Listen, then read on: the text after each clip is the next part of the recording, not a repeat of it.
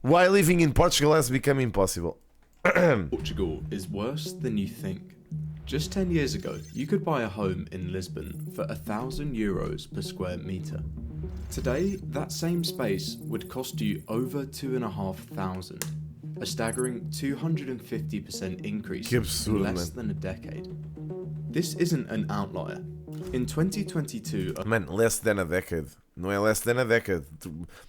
Comparou 2015 com 2025. É literalmente uma década. Alone, house prices rose by 20%. Hoje é feriado. And in Portugal's major cities, you need to earn around double the minimum wage just to be able to afford a one-bedroom apartment, which can cost up to €2,000. There is a housing crisis, a cost of living crisis, and now even an immigration crisis. But not as you may think. In September 2024, the country saw one of the biggest protests in history.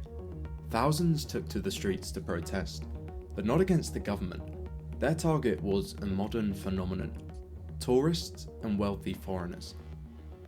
Last year, tourism employed 1 in every 10 people in Portugal, and so-called digital nomads have been bringing in billions of euros every year for the economy. Imaginem. In the eyes of many Portuguese, Man, nós centramos a nossa economia no turismo durante anos e anos e anos, e isto é o resultado. As pessoas estão a protestar com o quê? Has already been done. People are being pushed out of their homes and onto the street, or becoming housekeepers in the homes they used to grow up in. The Portuguese have had enough, and to many the causes are Isto clear. não é em But in 2025. reality, these issues are just symptoms of a much bigger problem facing the nation, one which could come to define the country, and even Europe, for decades to come. This is how living in Portugal became impossible. Deixem-me pôr legendas nisto, senão. Portugal's recent crises, despite its urgency, is a relatively new phenomenon. Even just a decade ago, many locals still saw it as an affordable place to live. But to understand how Portugal plunged into a crisis so quickly, we need to first go back in time. In 1974, Portugal had just emerged from a dictatorship and was about to embark on a journey of transformation. While countries like Germany and France had spent decades building modern economies, Portugal was essentially starting from scratch. Certo. For the ordinary Portuguese, it meant earning less than $9 a day in today's money. And while times were tough, the country began to rebound. Throughout the 1990s and early 2000s, the economy grew steadily as European funds poured in, financing new highways, bridges and modernisation projects. Exato. Portugal was transforming before everyone's eyes and becoming quite a nice place to live. But beneath this veneer of progress, a key problem remained. Portugal was still struggling to develop competitive industries that could provide high-paying jobs. Things like manufacturing or high-skilled industries. Deixa lá ver. Só se é um fenómeno crescente do qual eu não tenho muita... Não estou muito familiarizado. Mas é um bocado estranho que as barracas foram... O regresso das barracas. Oh, valha-me Deus, puto. Foda-se. Mas onde é que se viu isso? Em que sítios é que estão a haver barracas? É que estão a construir barracas, mano?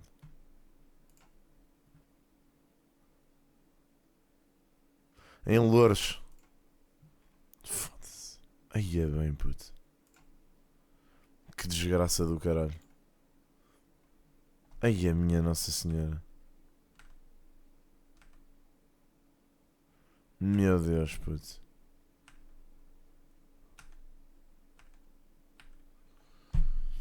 Bah, olha, bué da tenso.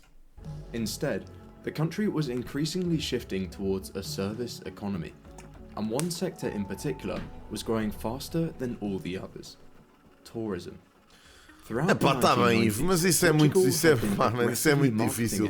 As a tourist destination. Isso é muito difícil de combater esse problema, e não vai ser a dar as rendas, a meter tetos nas rendas que isso vai resolver. Como é que é, Lema? Within half a decade, the country's income from tourism nearly doubled, from 6 to 11 billion euros in 2000 to 2005. Estas pessoas precisam é de salários justos, meu. Coisa que não recebem a maior parte das vezes. Resorts and vacation properties sprouted along the coastline. And on the surface, this was great. Money was pouring in, creating jobs across a load of new sectors, and making those who are placed in the right industries really, really rich. Portugal was becoming Europe's affordable paradise, but this growing dependence on tourism and foreign investment was slowly building a ticking time bomb, one which erupted in 2008.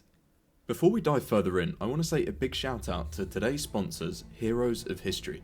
It's a free-to-play strategy game that you... Oh man, what the fuck, ok. Que coisa aleatória. And instead had become increasingly dependent on tourism and construction, and now faced an economic collapse. By 2011, Portugal was forced to accept a €78 billion bailout from the IMF and the EU. Certo. And with the construction industry collapsing and unemployment soaring, the government needed a quick solution. Amid all the turmoil, there was, however, one golden opportunity. One industry that could single-handedly pull Portugal back from the brink of disaster, or so it seemed. This is of course tourism, and the country once again went all in. Except this time with a twist. In 2012, the government launched the now infamous Golden Visa Scheme. The idea was simple: offer residency to wealthy foreigners in exchange for investment in the country. Wealthy people would bring in a ton of money, which would in turn create jobs and flow into the economy. Portugal became a global hotspot for wealthy foreigners, with this one scheme alone generating over €7 billion. But beneath this success lay a mounting crisis. Houses were simply running out, and the ones which were available were becoming even more expensive. Man. In the decade following the launch of the Golden Visa Scheme, property prices in major cities have increased on average by more than 250%, all coming at a time when average incomes have remained stagnant. These visas allowed investors from outside of the EU to get a resident visa in Portugal and invest. But instead of living there, often they would just redo a house, and it would still be left empty. Many times those same properties would then be sold on time and time again, creating a distortion on the housing market, being one of the leading causes of the current crisis. Sellers also strategically priced properties to meet the Golden Visa investment threshold of €500,000, artificially increasing prices. In fact, after the program's introduction, the number of transactions exactly at this mark increased by 60%. This has made it nearly impossible for many Portuguese citizens to afford a home. With that said, the crisis isn't all down to the government's visa scheme. At the same time, Portugal's tourism industry was booming. From 2010 to 2024, the number of tourists coming into the country more than doubled, despite only having a population of 10 million. Eu lembro-me bem que em 2012 eu estava a entrar para a faculdade, ok? E eu lembro-me bem de ir ao Terreiro do Paço para a cena da praxe e não sei o quê, e haver muito poucos turistas. Lisboa estava às moscas na altura em que eu andei na faculdade. Estava mesmo completamente às moscas. Hoje em dia quase nem se consegue andar, meu, no centro de Lisboa. É surreal. A forma como isto aumentou é mesmo completamente surreal. In 2024, the country welcomed around 18 million tourists and accounted for nearly 20% of the country's GDP. Mano, isto está tão mal que na minha zona todas as lojas estão a ser alugadas para fazerem habitações. Todas as lojas, malta. Vocês passam por uma loja e é uma casa. Tipo de um prédio.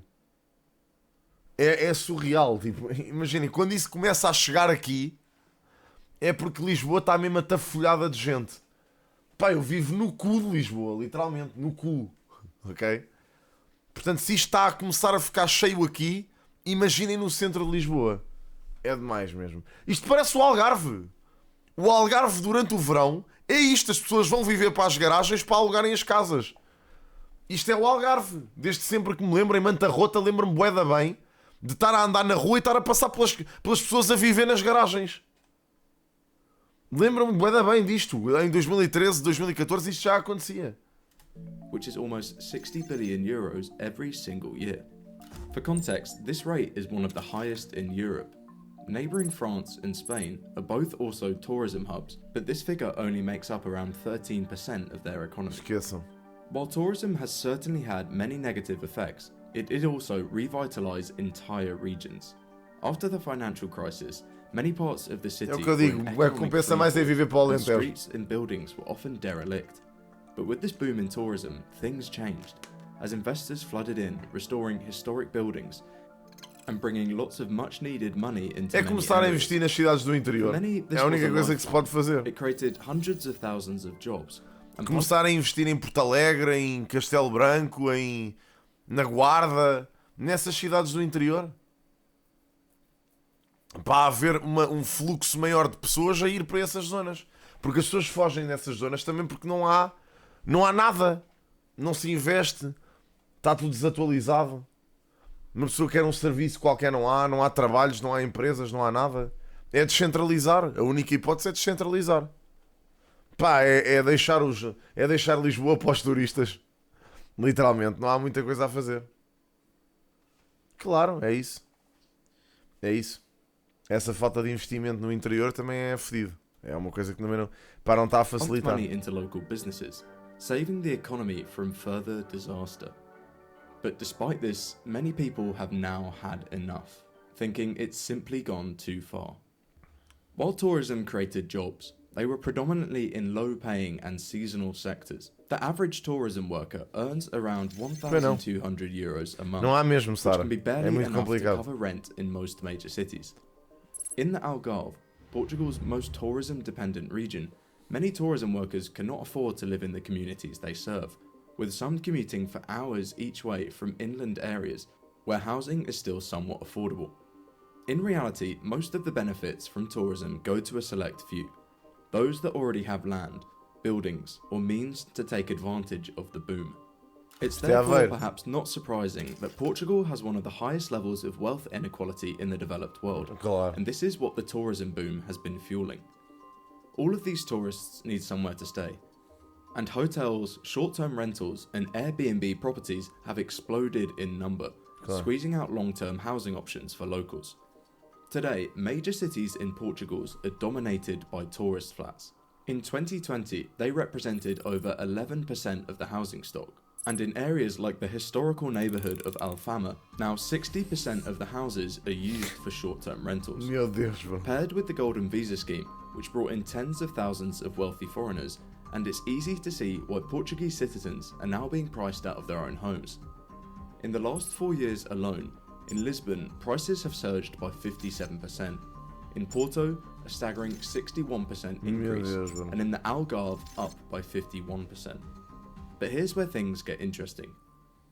These price increases are not happening because there's not enough houses. In fact, Portugal has one of the highest rates of housing in Europe, at 1.4 dwellings per household. When it comes to buying a house, it's not much easier either, and in cities like Lisbon, in 2023, 1/3 of all houses sold went to foreigners, and in 2024, 1/3 of Lisbon's historical centre was left unoccupied. While it's not necessarily true to say that there are not enough houses, Portugal would certainly benefit from more construction. Unfortunately for them, it has one of the lowest building rates in Europe, at only 11 new homes per 1,000 residents in the last decade. Also paired with some of the most extensive and complicated systems of planning regulations in Europe, with further environmental protections and ones on construction. Burocracias completamente exageradas. When you combine these two elements, an explosion in demand and heavily restricted supply, you're practically guaranteed one thing: skyrocketing prices. In a country where 50% of people make under €1,000 a month, living in a major city has become totally unaffordable. The country's monthly minimum wage is €840, but the average cost of a one-bedroom flat in a major city like Porto is €1,100. For most of the population, home ownership has now become a distant dream, and renting has become a financial nightmare. That's why in 2022, over half of people aged 25 to 34 still lived with their parents. This wasn't just about comfort or independence, it's creating a demographic crisis. Portugal's birth rate has plummeted to just 1.3 children per woman, one of the lowest in the world. The consequences from this are already visible. Portugal's population has been shrinking since 2010, with more deaths than births per year. In rural areas, schools are closing, and entire villages are being abandoned as young people flee to other EU countries in search of better opportunities. Miguel. Massive waves of tourism have made living in the country totally unaffordable for the majority of citizens.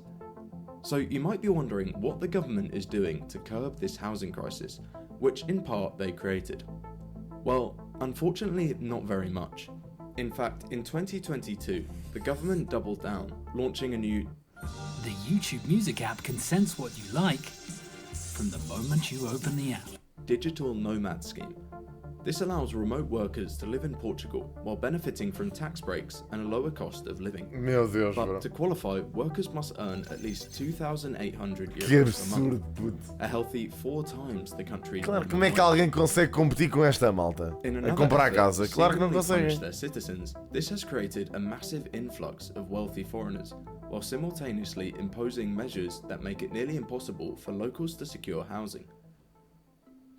To make matters worse, houses aren't the only asset the country has been selling off to wealthy foreigners. Take Fidelidade.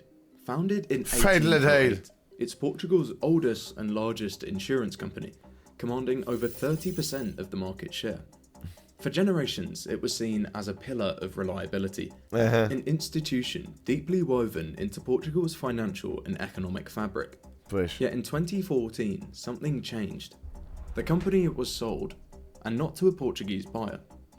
Fosun International Limited, a Chinese conglomerate, acquired an 80% stake, effectively taking control, Certo. not just of the company's profits, but of its decision-making power as well. This wasn't just another business deal, it was a clear sign of what was happening across the country. Certo. Portugal's most valuable assets were slipping into foreign hands, Claro. and this was just the beginning. Energy of Portugal, the country's Chinês. leading energy provider, was sold to Chinese buyers, Meu and Deus. since then, energy prices have been hiked repeatedly, squeezing households already struggling with rising rents. Motor Engil, a major construction Motor and Engil. engineering firm, sold over 30% of its capital to China, Tudo para os handing chineses. over significant influence to foreign investors. The pattern is clear. Portugal is selling off its assets piece by piece, but at what cost? These foreign acquisitions may seem like smart business moves, bringing immediate cash flows and generating quick profits for Portuguese sellers. Claro. But beneath the surface lies a dangerous trade-off with far-reaching consequences. When foreign corporations buy Portuguese assets, they create a one-way flow of wealth. Profits that once circulated within Portugal's economy now Certo. flow outward to international shareholders and foreign headquarters. The money that could have been reinvested in local communities instead Vai enriches para- multinational corporations thousands of miles away. Claro. More troubling still is the loss of control over essential industries. As key sectors fall under foreign ownership, Portugal's government finds its hands increasingly tied, unable to effectively regulate or protect national interests. Strategic decisions about energy, insurance, and infrastructure are now being made in boardrooms in Beijing and New York, rather than in Lisbon. This corporate sell-off couldn't have happened at a worse moment. Today, Portugal stands at the precipice of a perfect storm. A country once celebrated as an affordable paradise is rapidly becoming Pois estamos. unlivable for its own people. Housing costs have skyrocketed, wages My remain hand is stagnant, higher than and the Snoop foreign Dogg. investment that was supposed to be Portugal's salvation has instead become the force driving locals from their homes and communities. The protests in Portugal are not just about housing, they're a warning sign of something much bigger. If these issues remain unaddressed, Portugal risks becoming a nation where the next generation has no future, where young people either stay trapped in their parents' home or leave the country altogether. The Yeah. question now is, will the government step in to fix these deep-rooted Tá péssimo. issues? Tá Or will mesmo Portugal péssimo. continue down a path where its own citizens are pushed out in favour of foreign wealth? Como é que passamos? Não é difícil perceber. Como é que passamos? Muito complicado, pá. Muito complicado, amigos. Portanto, quando vocês acham que o problema é só a imigração, percebam que não.